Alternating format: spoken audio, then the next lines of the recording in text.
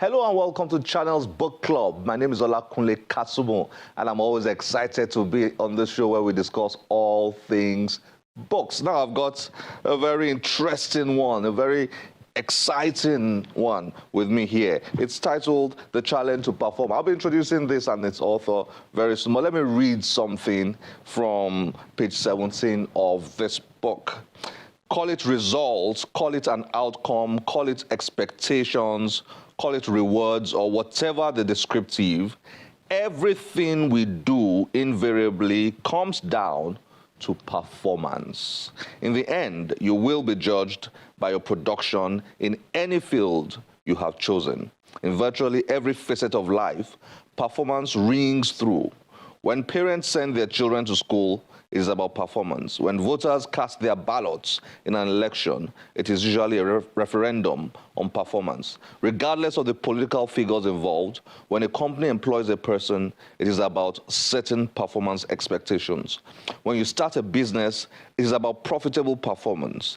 When you invest in shares, it is about performance of returns. When you buy a new equipment, it's about performance, and so on. Performance, performance, performance. From the moment our parents send us to school, they expect us to perform. Everybody expects us to perform. We expect ourselves to perform. It's a world of performance, and that is just a tiny little glimpse into this exciting book titled The Challenge to Perform, written by Ubong Essien. In the 1990s, Ubong decided to dedicate himself to motivating Nigerians and people around the world to pursue and realize their dreams. That commitment led to speaking engagements, seminars, conferences, books, articles, write-ups, and so on, to the extent that he became known as Nigeria's Mr. Motivator. And just when we thought Ubong had retired, he bounced back with this classic book, The Challenge to Perform. Let's get to meet with Ubong once again and enjoy the conversation we had with him.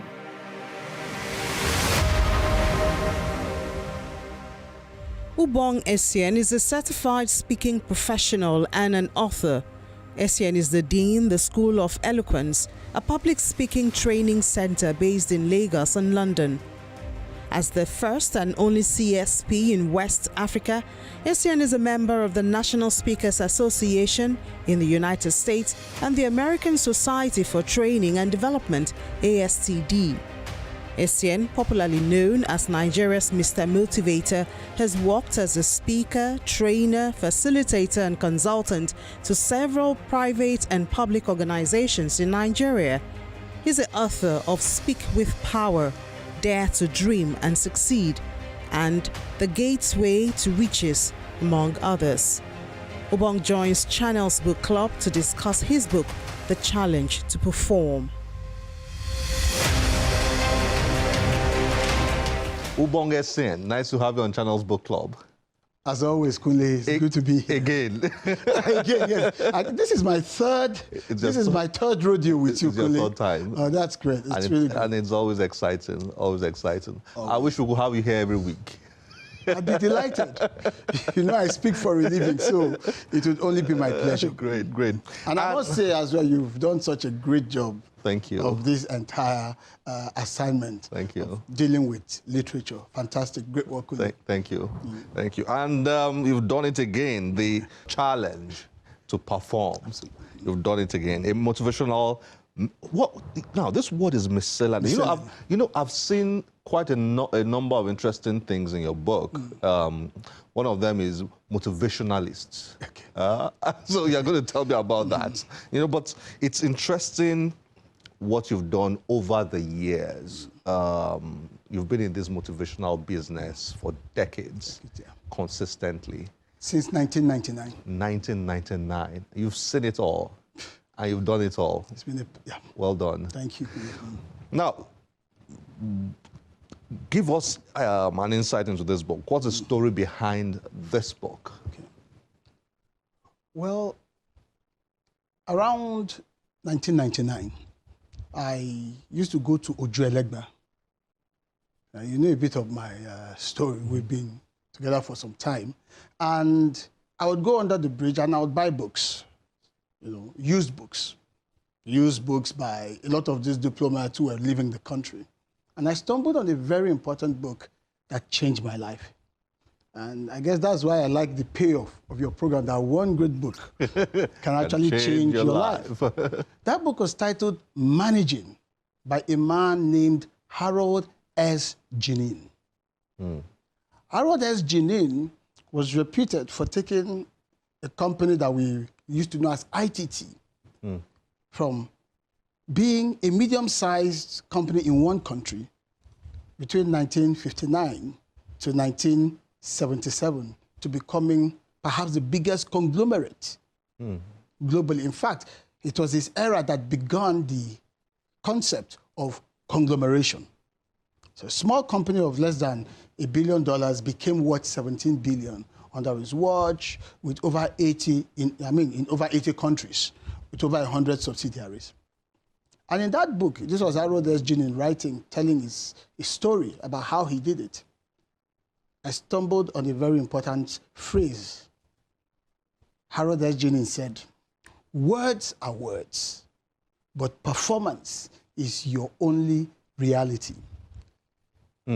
That, sparked a series of chain reactions. Performance is your only reality.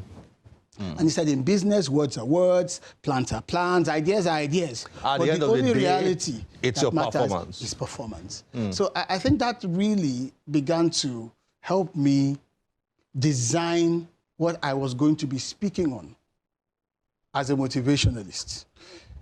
Beginning from 1999, then of course I was publishing the Achievers Manual. So that set the stage for me that all I needed to do to help people was to challenge them to perform. So about 20 years after, what you have in the book is a bringing together of all of my work, corporate work, social work, the entire gamut of my work as Mr. Motivator into one book to say, well, this is a reflection. That's why it's called a motivational miscellany and described as the challenge to perform, because in the end, performance is our only reality. Now, the challenge to perform.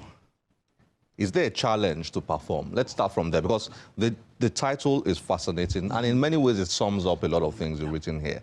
So let's start from there, the challenge to perform. There is a challenge to perform. Absolutely. If it were not easy, we will all be performance. Sorry, if it were easy, I beg your pardon, we will all be performance.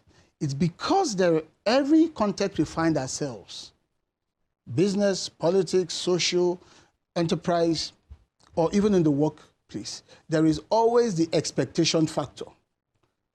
You have been employed. Your challenge to perform as the lead of the Channels Book Club for over 10 years now, I believe. The reason why you're still at it is because every month, every year, you find newer ways to raise the bar on yourself to keep this program relevant. And therefore, you surmount that challenge and you keep performing, because performance itself is actually a lease. It's not a permanent entitlement. It is a lease that the marketplace gives to you for a season as a reward that you've done well so far, but remember to come back at the appropriate time to renew this lease if you are to stay relevant. So, so in all that we do, there is always a challenge to perform because of expectation. Take another scenario. You buy shares. Why do you buy shares? Why do people buy shares? So that the value can increase, and then, so what happens, many benefits come from that. What happens if that expectation isn't met after 3-4 years? What do people do? They dump them. They dump it. Because they are referred to as underperforming stocks or non-performing stocks. Why do we hire? Why do we fire? All because of an embedded sense of expectation. Performance. If people do not meet the expectation, which in itself is the challenge, we either replace them. And as you would find in the book, the first page of the book carries the photograph of a one-season coach of Barcelona, Gerardo Martino. After one season of being a coach at FC Barcelona, realizing that it was truly a challenge to perform and that he did not meet, he apologized by saying, as he was being sacked, He said, I am sorry. Sorry, I was unable to I was deliver. unable to deliver. Period. So that is the marketplace of life. Whether you are in business or you work in an organization or you operate in a social context, life is constantly providing us with all sorts of challenges in expectation of performance. Ubong, let's come right down to, I mean, this is a hard-hitting book you've written here. That's what I do to keep people happy. This is a hard-hitting book.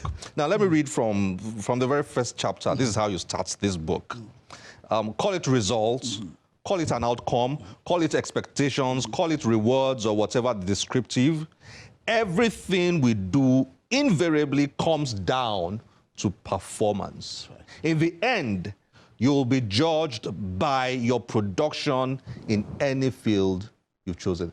This is the hard reality of life, isn't it? That's it. In fact, that opening phrase summarizes the essence of the entire book. That in the end, you may be the finest person in town. You may have been the one to come up with the finest plans, the brightest of ideas, you name it. But what do we have on the table in the end? It comes down to performance. Politics, business, you name it. Every field of life.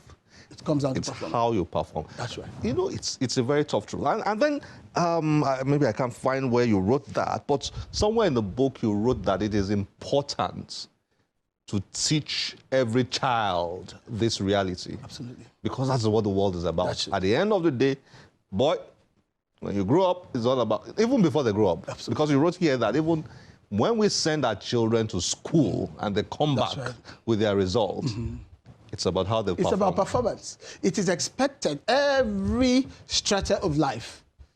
The argument for performance and its expectation, which is the challenge, can always be made. Why do you pay such an amount of money for your child's school fees? You are expecting an outcome. You know it. You may not openly announce it, but you know it, and you're waiting for the end of term when they provide you with that paper that carries your son's name.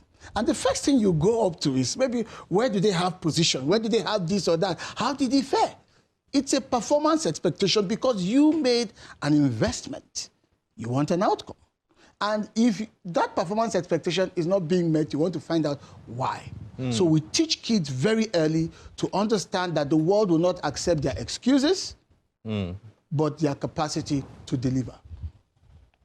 The world is very harsh on those who do not perform, isn't it?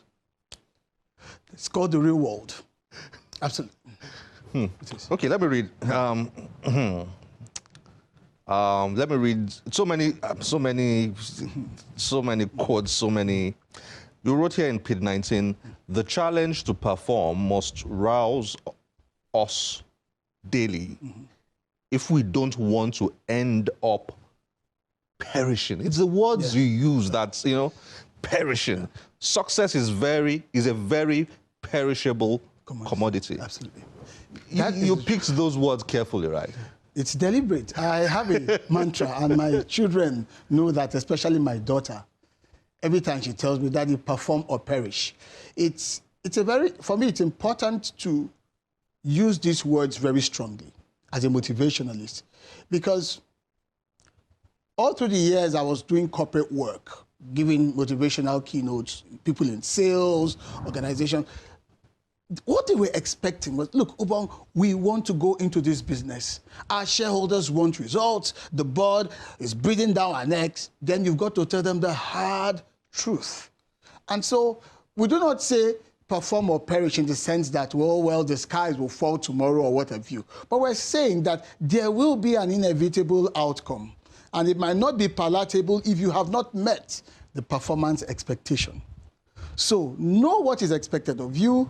Do the hard work, apply the principles, and get the results. That's how you remain in business. That's how you remain relevant. That's how you remain important. And that's how you can feel fulfilled as a person and know that life is in itself a meaningful experience or encounter.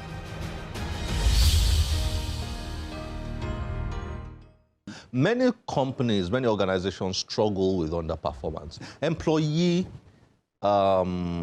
quality, if I may use that expression, is a big problem in Nigeria. You find a lot of business owners and top managers telling you it's a big headache. Yeah. Underperformance, underperformance, underperformance. Why so?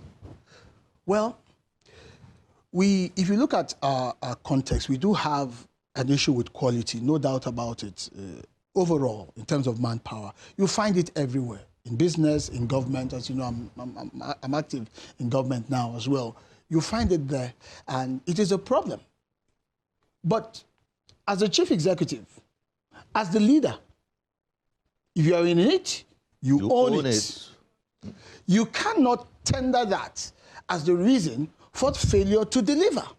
At a national level, is this problem because of an absence of what you described in this book as performance philosophy? I know in the very first page, where I think in the dedication or the gifts autograph page, okay, where this is a copy you gave to me, but I'm always looking for expressions and ideas in books when I'm reading. So I saw this where you wrote here, I trust that you will find in the pages of this book a truly uplifting experience and the clarity of mind to embrace the performance philosophy. So I had to note that.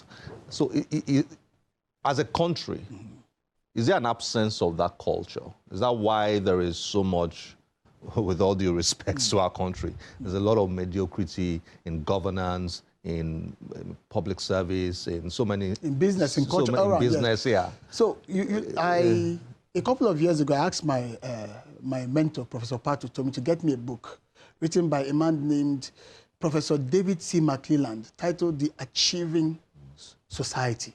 And that book explained why America became so great. That within the American environment, you had a critical population of individuals who were aspirational, who were motivated, so they became entrepreneurs. They established a lot of things that set the basis for driving a sense of achievement in that country. So you have the mindset of the American dream. Americans believe anywhere they go, they can do anything, they can achieve anything. Nigeria needs to get on that kind of a path. Such that achievement becomes a way of thinking. Achievement becomes a philosophy, a driving factor in people's mindsets. That will address the issues of mediocrity. It will address all of the other issues of, oh, I have this person, therefore I have this opportunity. More and more people, whether it's in business, in government, name it, in every field of human endeavor within the country, will think, will move in that direction, and will begin to see results replicated. But it takes time. It can even take an entire generation. America did not do it overnight. Well, the unstoppable laws of success, the serious business of making resolutions, right attitudes for self-employment, it takes time, the power of focus, dare to dream and succeed, being the best, from caterpillar to butterfly, and so on and so forth. Exciting chapters. Absolutely. Ubong, thank you very much for joining us on Channels Book Club. And I hope everybody out there will pick up a copy of this and read. I hope so as well. Well done. Thank you. Thank you, Kunle, for having me. Thanks for joining us. Great pleasure.